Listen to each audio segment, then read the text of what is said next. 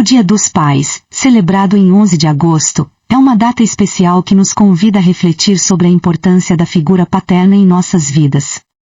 É um momento de gratidão, onde reconhecemos o amor, o cuidado e a sabedoria daqueles que nos guiaram e nos inspiraram ao longo da vida. Mais do que apenas um provedor, o pai é um alicerce emocional e um exemplo de força e dedicação.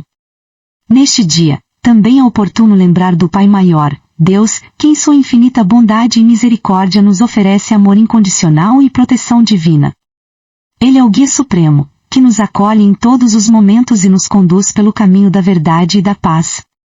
Celebrar o Dia dos Pais é, também, uma oportunidade de agradecer a Deus por sua presença constante em nossas vidas. Além disso, é importante lembrar que neste mesmo dia se comemora o Dia do Advogado, uma profissão que, assim como a paternidade, exige dedicação, ética e compromisso com a justiça. Que possamos celebrar com gratidão todos os pais e advogados que desempenham seus papéis com amor e integridade. Um bom dia para todos e vamos às perguntas de hoje. Vamos iniciar pela pergunta 361. De onde vêm para o homem as suas qualidades morais, boas ou más?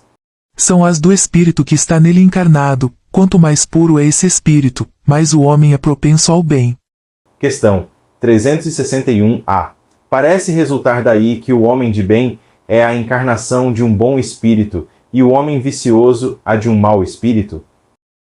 Sim, mas dize antes que é um espírito imperfeito, pois de outra forma se poderia crer nos espíritos sempre maus, a que chamais demônios. 362. Qual o caráter dos indivíduos em que se encarnam os espíritos brejeiros e levianos? São estouvados, espertos e, algumas vezes, malfazejos. Questão 363. Os espíritos têm paixões estranhas à humanidade? Não, e se assim fosse, vós também as teríeis. 364. É o mesmo espírito que dá ao homem as qualidades morais e as da inteligência? Seguramente que é o mesmo, e na razão do grau a que tenha chegado. O homem não tem em si dois espíritos. Questão 365. Por que os homens mais inteligentes, que revelam um espírito superior neles encarnado, são, às vezes, ao mesmo tempo, profundamente viciosos? É que o espírito encarnado não é bastante puro, e o homem cede à influência de outros espíritos ainda piores. O espírito progride numa marcha ascendente insensível, mas o progresso não se realiza simultaneamente em todos os sentidos, num período, ele pode avançar em ciência, num outro, em moralidade. Por último, a questão de número 366. Que pensar da opinião segundo a qual as diferentes faculdades intelectuais e morais do homem seriam o produto de outros tantos espíritos diversos, nele encarnados, tendo cada qual uma aptidão especial? Refletindo-se a respeito, reconhecesse que é absurda. O espírito deve ter todas as aptidões. Para poder progredir, necessita de uma vontade única. Se o homem fosse um amálgama de espíritos, essa vontade não existiria e ele não teria individualidade, pois na sua morte todos esses espíritos seriam como um bando de pássaros escapos da gaiola.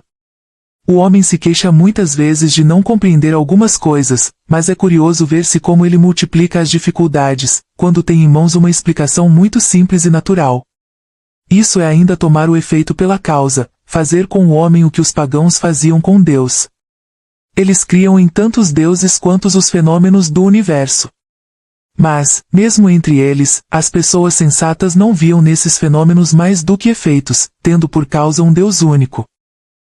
Comentário de Kardec. O mundo físico e o mundo moral nos oferecem, a respeito, numerosos pontos de comparação. Acreditou-se na multiplicidade da matéria, enquanto o exame se detinha na aparência dos fenômenos. Hoje, compreende-se que esses fenômenos tão variados podem não ser mais do que modificações de uma matéria elementar única. As diversas faculdades são manifestações de uma mesma causa que é a alma, ou do espírito encarnado, e não de muitas almas, como os diferentes sons do órgão, são produtos de uma mesma espécie de ar, e não de tantas espécies de ar, quantos forem os sons. Desse sistema resultaria que, quando um homem perde ou adquire certas aptidões, certas tendências, isso significaria que outros tantos espíritos o possuíram ou deixaram, o que o tornaria um ser múltiplo, sem individualidade, e consequentemente sem responsabilidade. Isto, além do mais, é contraditado pelos tão numerosos exemplos de manifestações em que os espíritos provam sua personalidade e sua identidade.